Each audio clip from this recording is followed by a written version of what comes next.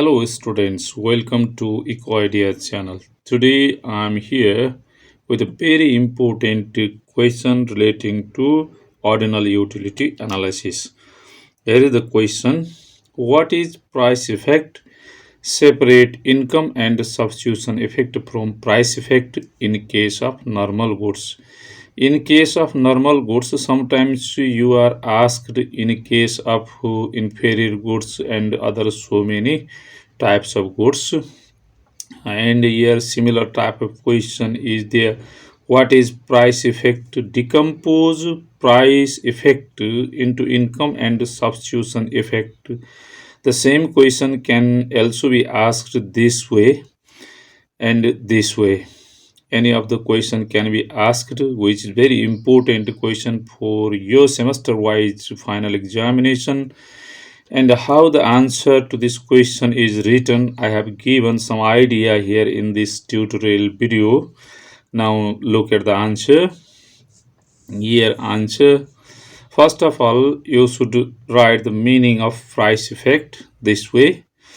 Price effect may be defined as the effect that falls on consumers' purchases as a result of change in price of any commodity, keeping income of the consumer and other things constant.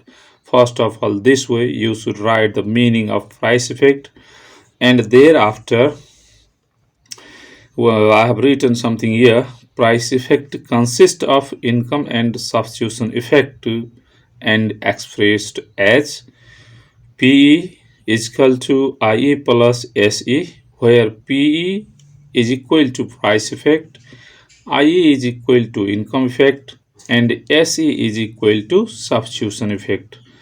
And then you should proceed this way. So IE and SE can be separated. If in your question you are asked to separate, then you can write here separated. Otherwise, if you are asked to in your question decompose price effect into income and substitution effect, then you can written here IE and AC can be decomposed from price effect. To separate income and substitution effect from price effect, we can take a help of diagram as explained below. And after writing all these, you should draw a diagram and explain how the income and substitution effect can be separated from price effect. Here is the diagram that we are going to draw and explain here. And look at the diagram here. This is the y-axis. First of all, draw y-axis and then x-axis. Thereafter, you should draw a budget line BL1 this way and write x good. We are explaining in case of normal goods. That's why I have written here normal good. And the same way, y is also taken as normal good. And then you should draw an IC curve here this way. Draw an IC curve this way, which is tangent to the budget line. This way you should draw an IC curve and name it IC1. And here this is the equilibrium point E1, and X commodity or X good is equal to X1. At this point of equilibrium, the consumer is purchasing OX1 of X good and OY2 of Y good.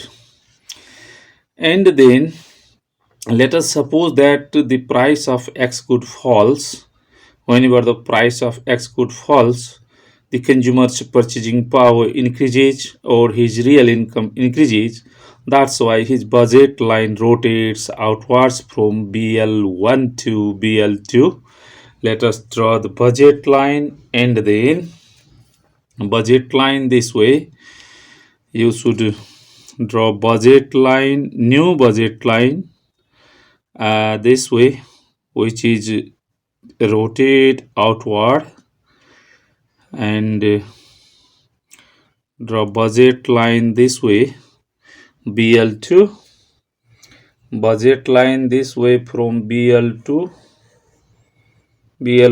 to BL2, and this new budget line BL2, this new budget line reaches to the higher IC, or you should draw another IC which is higher IC than the initial IC.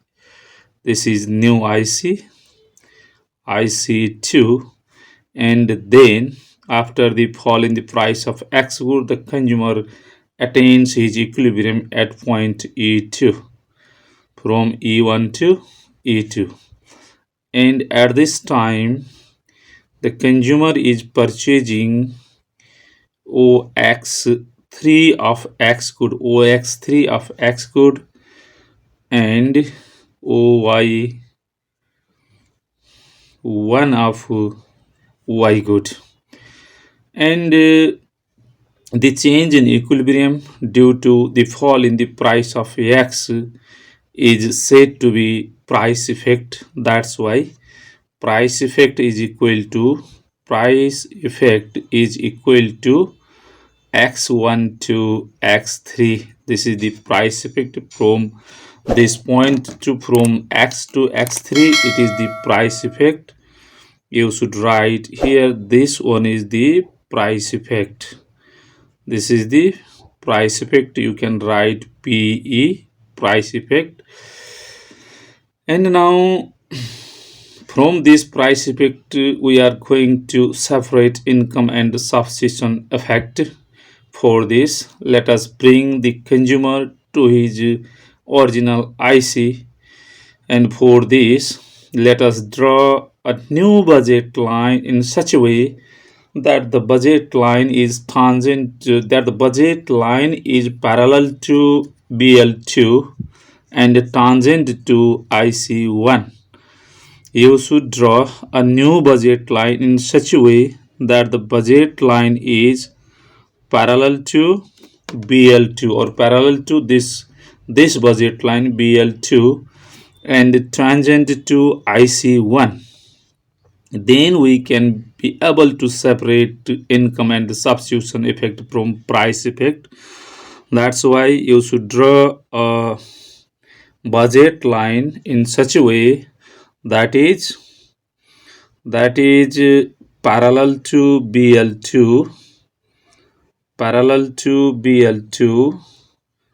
and tangent to BL1 this way, and name this budget line whatever you like. I'm going to denote it by B1 L3 this way.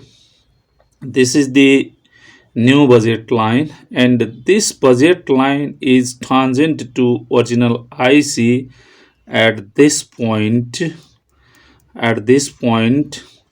Then the shift from this point, and this one is the new equilibrium point denoted by E3, and the shift from E2 to E3, the shift in equilibrium from E2 to E3 is the income effect. Now income effect is equal to x2 x3, and that's why you should write IE, income effect, is equal to x2 x3. This one is the income effect, and thereafter we are going to separate substitution effect.